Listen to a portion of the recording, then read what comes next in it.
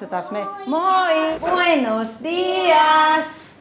Meillä on Turussa tämmöinen ystävyyseskari ja meidän tavoitteena siinä on, he haluavat tutustua siihen, että minkälaista on täällä Espanjassa, minkälaista on käydä eskaria Espanjassa, minkälainen luonto meillä on, miten vuodenkierto täällä menee, miten me juhlitaan ja niin edelleen. Ja samalla me pidetään sitten yllä sitä suomalaista perinnettä ikään kuin, sitä miten ne vuodenajat siellä menee, mitä silloin voi tehdä siellä ja mitä me samaan aikaan tehdään täällä. Kaveri, kaveri, kaveri, kaveri, kaveri. Ja meillä on sellainen rikkaus, että kun me avataan toi koulun portti, niin me ollaan heti Espanjassa. Meidän kaikki naapurit on espanjalaisia.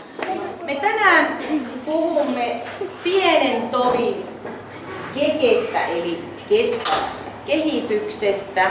Se on meidän koulussamme oikein tärkeä asia tänä vuonna. Tarkoituksena on opettaa oppilaille erilaisia kestävän kehityksen ulottuvuuksia, että sekä ekologista ja taloudellista, kulttuurista ja sosiaalista kestävää kehitystä. Ja sen puitteissa meillä pyörii täällä monenlaisia projekteja.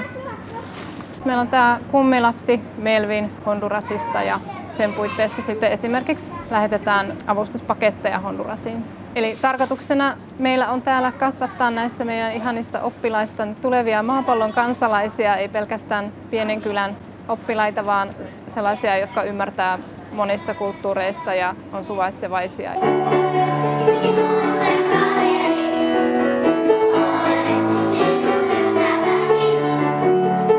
Oppilaat ovat ensimmäistä kertaa tänä vuonna mukana, ovat tuoneet nyt jo tosi tärkeitä uusia ideoita. Tämä on tämmöinen biojätteen tarkkailu. Joo, eli me ollaan kehitetty kestävä kehitysryhmän kanssa semmoinen jätteen mittaus.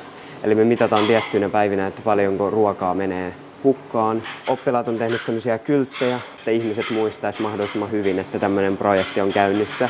Meillä on koulussa myös tämmöinen kummiluokkatoiminta, jonka tarkoituksena on, että pienet oppilaat tuntee olonsa turvatuksi ja että he tutustuvat sitten vanhempiin oppilaisiin ja samalla sitten tietysti myös, että vanhemmat oppilaat oppii ottamaan vastuuta nuoremmistaan. Meillä on muutenkin koulussa tämmöinen Kiva koulu eli kiusaamisen vastainen kouluprojekti, jonka tarkoituksena on ilmiselvästi vähentää kiusaamista. Ja muun muassa opetellaan, että miten sä voit vähentää kiusaamista, miten sä voit toimia kiusaamistilanteessa, miten voi auttaa. Ja kun mä palaan Suomeen, niin mä huomaan, että varmasti ainakin silmiä avaava kokemus on ollut tämä, ei pelkästään sen takia, että on oppinut lisää näistä kouluaineista, vaan myös sen takia, että on jotenkin oppinut erilaisia kulttuureja ja elämäntapoja ja osaa katsoa ehkä maailmaa ihan uusin silmin. Että vaikka täällä on vaan vähän aikaa, niin kyllä se varmasti avaa silmiä monellakin tavalla. Oletteko te jossain muissa kerhoissa? Kerran kuukaudessa ainakin. Ja se on nyt tämän viikon perjantaina.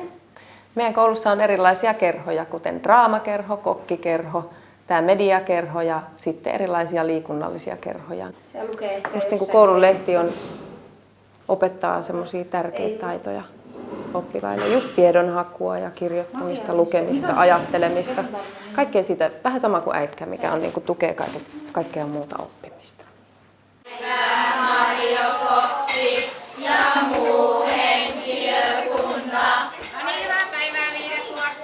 Mulle on tärkeää se, että lapset saa terveellistä ruokaa ja ruoka on puhdasta, että tosiaan niin ei sisällä lisäaineita, eli se on mulle semmoinen niin kuin johtotähti kaikessa mun työskentelyssä. Ihan kaikki ruoka valmistetaan itse alusta asti. Mun mielestä on tärkeää tuoda tänne kouluun tämä paikallinen kulttuuri. Ja siitä syystä niin meillä on hyvin paljon espanjalaisia ruokia. Paella, niin se toistuu ihan jatkuvasti, että se on lasten ihan herkkuruokaa. Että hyvin paljon nykyään niin lapset tykkää äyriäisistä ja uskaltavat kokeilla. Tämä ruokailu on lähes yksi oppiaine, voisi sanoa tällä lailla, että siellä sitten opetellaan kaikki tämmöiset hyvät ruokatavat. Mä tulin tänne ekan kerran yläasteella, niin ei just tuntenut ketään, jännitti hirveästi, että ketä siellä on ja minkälaisia ihmisiä siellä on. Ja sitten ekaan päivän kun meni kouluun, niin mä sain heti täältä uusia kavereita ja mun luokkalaiset oli tosi mukavia ja sitten tuli heti sellainen tervetullut olo, kun tuli tänne.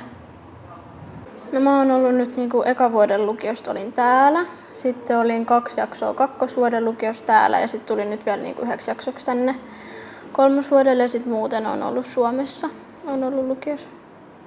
Ilmaisutapa.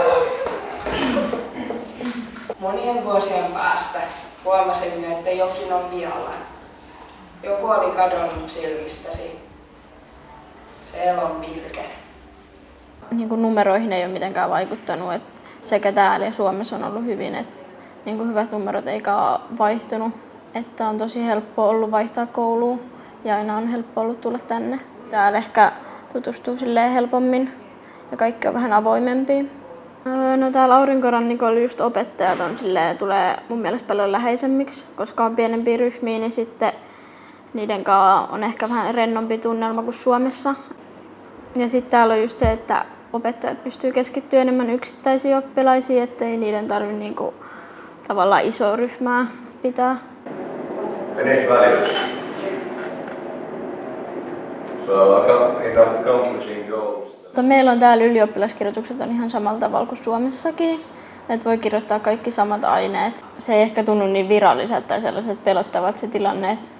Niin se ei ole sellainen iso liikuntahalli, missä ollaan kuuntelemassa. Ja sitten ei ehkä stressata sit niistä YO-kirjoituksista niin paljon täällä. No koulussa lukuvuosittain tämä opetuksen järjestäminen on ihan oma haasteellisuutensa, koska oppilaita tulee ja menee eri vuosina. Eri luokilla on vaihteleva määrä oppilaita. Kuinka sitten järjestyy se, että jos sulla on pelkkä syksy, ollaan kevät, millaisilla taustoilla tullaan, mitä siellä pohjalla on. Ja me vastataan siihen haasteeseen, että järjestetään se opetus sitten, ottaa aina huomioon se lapsi tai nuori. Lukiossa vaihto-oppilastoimintaa jatketaan. Kokemukset asumisesta espanjalaisissa perheissä ja opiskelusta meillä suomalaisessa lukiossa, ne oli upeita. Tämä on tosi hieno juttu, että tässä koulun toiminnassa on myös vanhemmat mukana niin aktiivisesti kuin ovat. Niin kuin Satu sinäkin, sä tulit auttamaan tänne kirjastoon, yksi osa-alue. Joo, mun mielestä on tosi tärkeää, että lapset lukee suomalaista kirjallisuutta, kun on näin vieraskulttuurissa ja vieraan kielen keskellä. Ja toisaalta sitten taas mulle tämä on tosi ihanaa, että mä saan sisältäpäin katsoa nähdä tämän koulun toimintaa ja miten kivaa täällä on.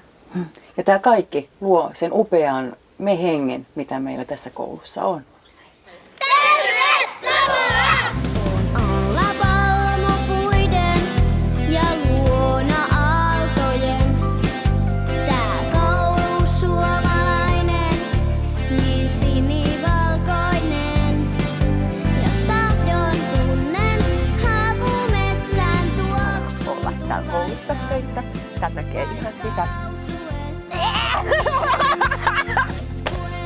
sisälmyksiä.